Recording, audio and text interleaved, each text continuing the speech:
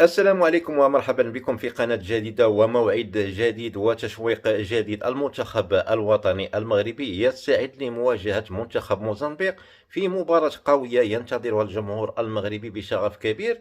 المواجهة ستلعب يوم الجمعة 14 نوفمبر 2025 على الساعة 8 ليلا بتوقيت المغرب، أي 7 بتوقيت غرينتش.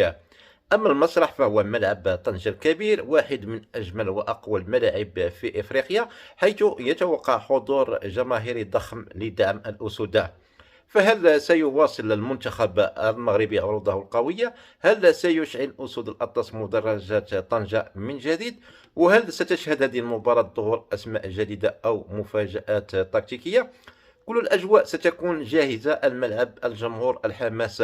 ترقبوا ليلة كروية كبيرة بين المغرب وموزمبيق. إخواني الكرام، ما تنسوش معكم واحد جيم للفيديو، واحد تعليق محفز يعني، وفعلوا الجرس باش دائما تتوصلوا بكل جديد. يلا، مع السلامة.